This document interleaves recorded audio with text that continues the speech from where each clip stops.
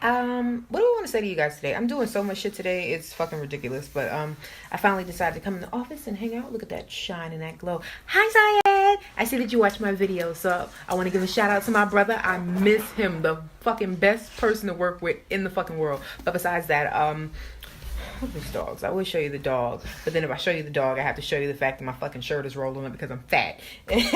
So know that Grammy and Oscar are around here, and yeah, I'm trying to let my sides grow back in. That's about it. I'm doing YouTube editing today. I'm doing business proposals. I'm doing fucking biology work. I'm a full-time biology student now, so yay. Whole bunch of other shit. I'm gonna play with some filters though, but I just want to say hi to everybody. I'm not really sure what this filter is supposed to do, but I feel a little weird. I miss my cheekbones, man. The one thing I can say about resigning early or retiring young is that you get fucking fat if you don't actually I think my dog was trying to throw up on our new carpet. But yeah, if you don't actually have something planned, you just sit around and like you chill and you eat and you relax and you sleep and you get fucking fat. So I'm looking into losing some weight, even though I've gotten on my shit again and I'm down like by 5 pounds. Hold on, I think my dog is dying. Now y'all know my dog is not dying.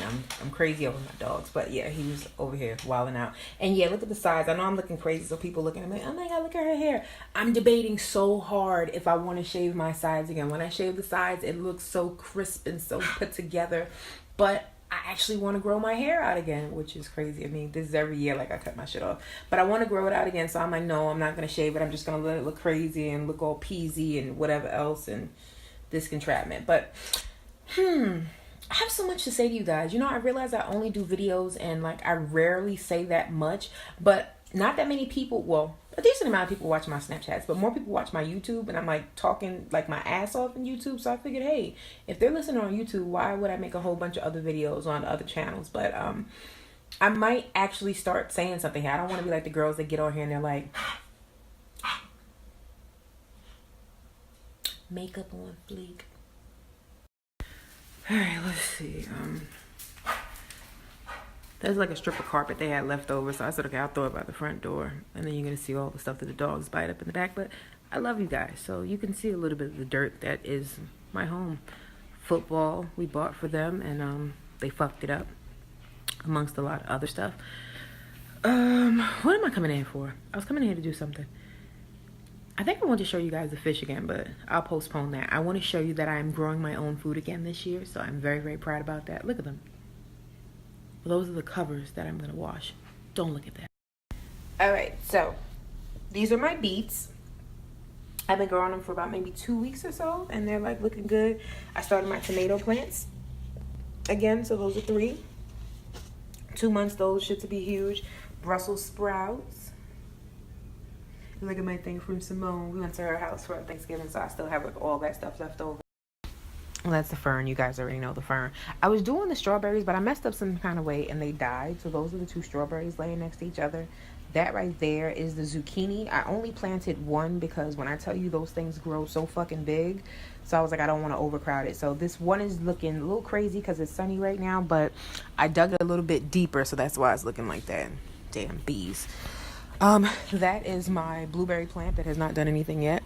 Our elephant ears died last year or this year because of, you know, all the cold and stuff. So they're coming up again. And those grow really quick. So give that a few months and it'll be done. Our roses, those are starting to die, but the other ones are coming in. So our rose bushes are looking beautiful. And I believe one is called like Louisiana and something else. Koi pond, of course, it's daytime outside. Algae is looking crazy, but these are the kiddos. They think I'm gonna feed them.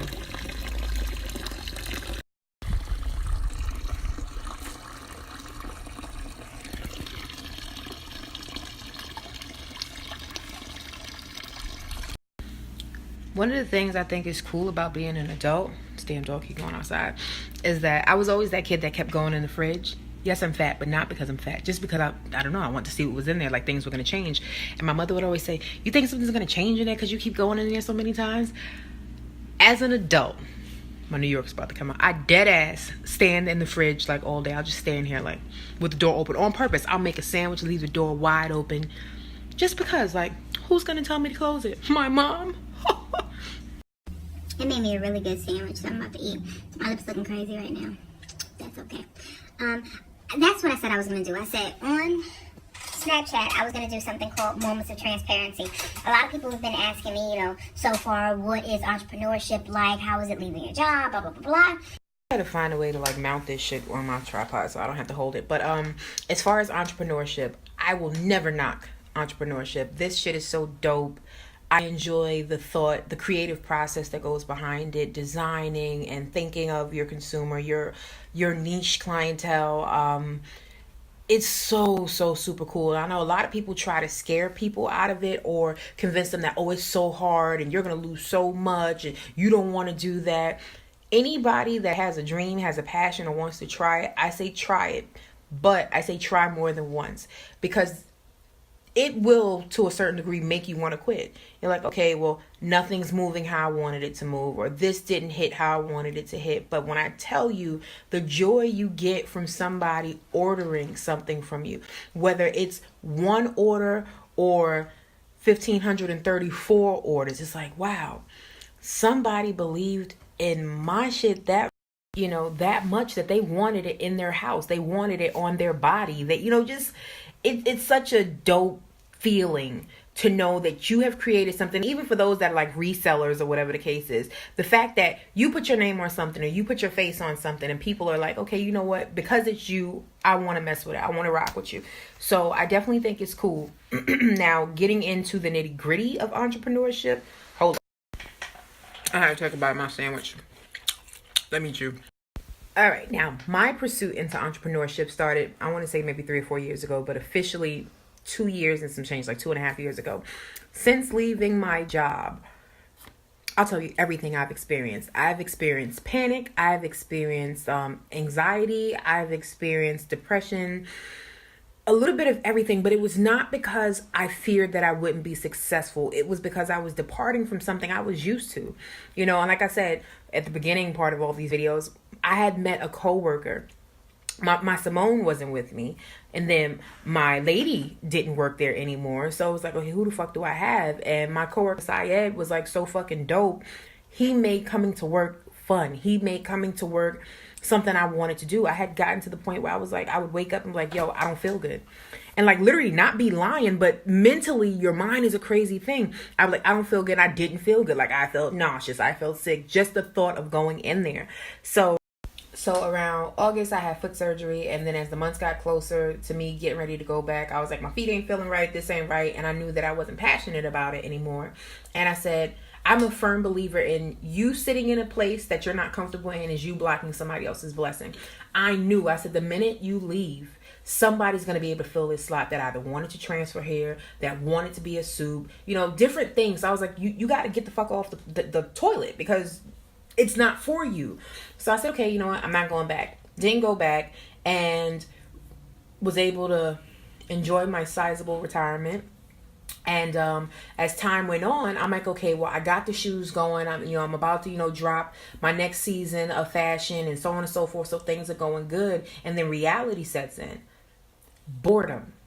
I became so bored. It was crazy. And like, I remember when my mom retired, and she retired early, she was bored. And I was like, well, why didn't you think of this, before you retired? I would ask her, why didn't you think of this before you retired? Why didn't you think of something to do when you were finally going to leave work? And I didn't think that through. I figured, okay, well, there's shoes and the clothes and the beverage company and the glassware. And, because I have Fifi LaBeaux, Dabco, Sipsy, Pretty as a Plus. I have all these LLCs and all these DBAs, different businesses and different ventures that I've stumbled upon. But I was still bored because it's going to come downtime when you're not making any orders, when nobody's buying anything, either because you don't have any inventory or you're working on something new.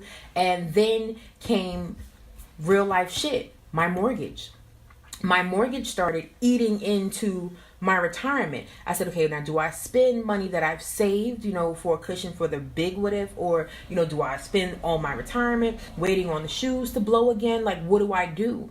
And I've had thoughts of, okay, maybe I should just sell the house. I'll sell the house. I'll rent it out. I'll move maybe to Virginia with my mother and I could chill.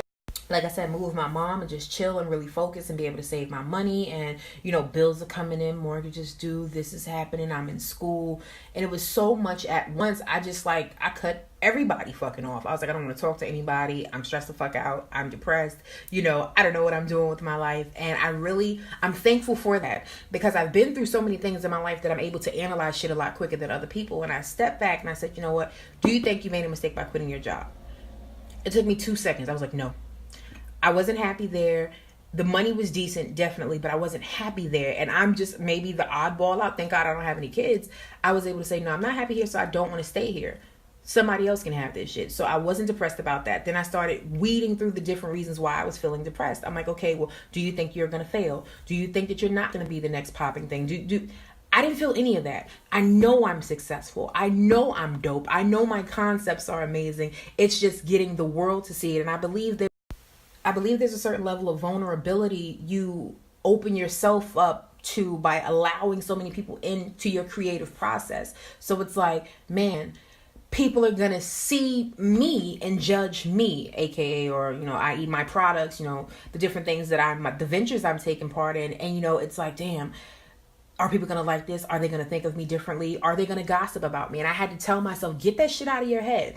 Anybody that gave a fuck about me, text me. Hey, what's up, sis? I heard you quit. Like, a lot of people hit me with I would like randomly hit them up. They go, yeah, I heard you quit. And it's like, you heard I quit? You ain't hit me up and say shit. You ain't say, hey, well, hopefully everything is good. Or I know you was about to do something, so I hope your shit blow up for you. You know, I hope you do good. People don't give a fuck about you. And that was the next thing that I knew, but I had to really like drive home. I'm like, everybody that says they're your friend ain't your friend. Everybody that hits you up acting like they give a fuck about you don't care. Watch how people move. Watch how people promote you. Watch how people... I have people that know I have like a few different Facebook pages, fan pages with like 26,000 members, 32,000 members that hit me up and say, hey, yo, sis, I need you to post my product in your group. You know, us businesses got to stick together. But the same motherfucker, I'll post shit on my own page. Like, I've never asked anybody to post my shit on their pages. Like, fuck you. You see what I'm trying to do. You see, you know, the drive and the eagerness and how hype I am about it. And if you really fuck with me like that, you'll say, oh, well, I see she just posted a new pair of shoes. Let me go ahead and just put this on my page and say, check my friend out. Or I see that she's working on more on Thanks for Dabco. She's overseas right now, you know, trying to get shit together. Let me go ahead and big her up for that. People won't do it, but they want you to do it for them. So I used to say, okay, well, I'm gonna put you up there. I stopped with that. If it's not a two-way street, if you're not trying to hold me down, if you don't realize, you know, the greatness that I am, I can't promote you when you just look at me like I'm crazy. But back to the point. So depression slightly faded after that because I had to get to the root of what it was. And it's just fear. It's fear of exposure, fear of people knowing what, how can I say it? I don't have kids, but in my head, it's kind of like you having a baby and everybody waiting for that baby to get here just so they can say, well, who the baby look like? Is the baby cute? Did the baby have on this? That's what I feel like it is. You're so exposed and there's nothing that can cover you once you get into this world of the internet and just everything being open for public opinion or the court of public opinion. So that was my fear. To this day, I was saying, okay, at first I said, I don't ever want to work for anybody else. I'm not working for anybody else. I don't want to do it. But when I was finally able to step back from an 8-year career and think about what I wanted to do in life, I was like, Rachel, you've always wanted to be an anesthetist. Like, this is what you wanted to do. So I said, okay, well, I still want to be a CRNA. Granted, you know, I had to become a nurse first and then, you know, get my master's in it, so on and so forth. But that's what I wanted to do. And I don't necessarily consider it a fallback plan. And I'll tell you why once these videos load. I'm a firm believer in whatever you want to be successful in, you should never create a fallback plan. If you create a fallback plan, in my opinion, you will never give it your all. Why I say becoming a nurse isn't a fallback plan, because right now I'm at a standstill. That's another post I'll update you guys on, but I'm at a standstill. Found my manufacturing company, really dope, you know, connect or whatever the case is. Miscommunications happen. My line is not dropping again in fall. So now I have to pretty much backpedal, figure out what I'm going to do, figure out how I'm going to get my money back from these different dealings and everything else that just didn't work out. And I'm happy that they're working with me with that, saying, okay, well, we realize, you know, we fucked up, but maybe later in the future we'll do business. However, with that, being that I'm not doing anything right now, I said, it's not a fallback plan. It's a right now plan. So this is my right now. After I complete this, you know, and my shoes take off, great. Okay, cool. Now I can completely say I'm leaving this alone, but I'll have a nursing degree on the side. But again, I had to decide between real life shit, and a lot of times ego will keep us in a fucked up place. Before I started thinking about doing my whole biology major full time and actually just transitioning into nursing, I was like, and I was told, you a designer, you above that. This is what you do. Like, this other shit is beneath you. And I'm like, okay, cool. I've applied for jobs, I promise you, where people are like, you applied there? Oh my gosh, she must be doing bad. But honestly, it's like the boredom set in, and then you're like, okay, something is better than nothing. And I really don't want the responsibility of doing anything, huge anymore. I just want to focus on my shit. But getting ego out of your ear to allow you to get to the place you need to get to. Sometimes you do have to take a step back. I believe in being humble. And the craziest shit is I live in Humble, Texas. When I was thinking about it the other day, I was like, I've taken so many L's in life. And of course, to me, L's are not losses, they're lessons. But I've taken so many of them, and I've been humbled so many times. I'm like, I'm definitely used to it by now. So at this point, I'm like, you know what? And everything that I do, I'm definitely going to be self-aware. I'm always going to feel like I'm fucking dope for no reason. But I'm also going to approach things with a humble heart and a humble mind, because a lot of times, again, we're right there to getting where we need to be, but our ego and, our arrogance won't allow us to just fall back a little bit just so you could jump forward 15 steps. But it's oh man, I have so many lessons to teach all of you. And I know those of you that really know me, like, damn, yo, I've been waiting for Rachel to like actually talk because she tells so many things. I'm very honest about it too, because I don't want people to think this shit is all juices and berries. It's not. I wake up some mornings and I'm like, fuck. I wish I should, but I'm not.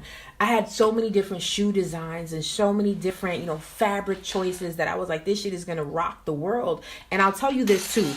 In the fashion industry, any industry that involves creativity. My last snap deleted. But either way, anything within the creativity realm of life or dealing or entrepreneurship, guard your process and guard it really, really tight. Like I said, I made these shoes, these boots, actually riding boots, really dope, fucking bananas, fabric combinations, so on and so forth. Put it out there. I posted probably a year after I even made them. The manufacturer that did it didn't do it exactly how I wanted, but people still liked it. I want to say maybe about a season or two later, I seen my idol, and whoever knows me knows my shoe idol, so I'm not going to say their name, and it's not CLB, posted a shoe with the same fucking fabric, same pretty much shoe, and I said, what the fuck is this? And at first I was like, wow, Rachel, well, that shows that you just ahead of the curve and you know when things are going to be hot. And I said, nah, because it was something that I put toward the bottom of the shoe that was indicative of my shoe. And it was at the bottom of her. As I said, it was at the bottom of her shoe. And I'm thinking, oh, shit. So at that time with that manufacturer, I had hit them up randomly. Months after, left it alone, didn't stress it. Months after. And I said, show me what you guys are designing lately. Show me. Give me some inspiration. And when he sent me the image, I also love, there's another shoe designer named Jennifer Lee. Love her, followed her journey. Pretty much she started hers maybe 2 years before me and took the fuck off. Love her. She's dope. I am Jennifer Lee. And the manufacturer sent me her boot. And I'm like, I don't think she get her shoes from here. This is Spain. She's Canada. I said, you don't make that shoe. So I said, my friend makes that shoe. And I said, you know what? Don't think for a minute that people are not sharing your ideas. And don't think for a minute that these high designers, these high figures are not always scanning to see what the next best thing is. And if they got to take some. And don't think just because you're from Bubble Butt, Michigan, or, down bottom Mississippi, that you're not dope and that they're not looking at you to say, okay, well, I'm going to take that. Just like Faison Love said. He said, you have the bigger comedians that are sending their millions out to these comedy clubs and steal the jokes of these new and upcoming people, and then they use them, and then when the new person uses it, it's like, oh, you're copying. Another thing I realized in the shoe business, everybody's copying somebody. Everybody. And my biggest thing was being original, and I just want something to be different. It'd be dope. I'll make a rendition of, but I don't want to make the same exact thing. When I seen 3 of the top designers making the same fucking shoe, they just all had their own name for it. I said, okay, well, maybe it's okay. But still, as a new and emerging artist, designer, I want to be as authentic to me and what I want to put forward as possible. But again, guard your creativity, but be okay when it's out there. Be able to pat yourself on the back and say, okay, I did a good job. And as always, as Jeezy says, which I just realized he said it, I wasn't necessarily a Jeezy fan, but I love his music. But trust your process. Trust it. There have been nights, and even before I quit, you know, I just cried like, damn, you know, I can't wait to do this, and I just want people to know, you know, how invested I am into this. Like, I'm probably gonna give you a flash in our office. I have like vision boards and all kinds of shit with deadlines and stuff I want to do, but anxiety will set in, but don't let the devil win. Don't let the outer elements of society or the universe control your thoughts of how dope you're going to be. Just keep telling yourself, I'm dope, I'm dope, I'm going to be dope. Like I said, I've been to the point of saying, I'm going to move back in with my mom, I'm going to sell my house, you know, I'm just going to do this, I'm going to quit school, or I'm going to go to school. Sometimes the best thing you can do, and my grandpa used to say this to my grandmother, just sit still. Sit still, grow some roots somewhere, think, and, you know, just really analyze all the situations that you're in. And that's what I've been doing. I'm thankful for it. I'm starting a GoFundMe. Just kidding. There's no GoFundMe page or anything. But, yeah, just trust your process in whatever you're doing. And even those people that are afraid to quit, or they're just not there at that point yet.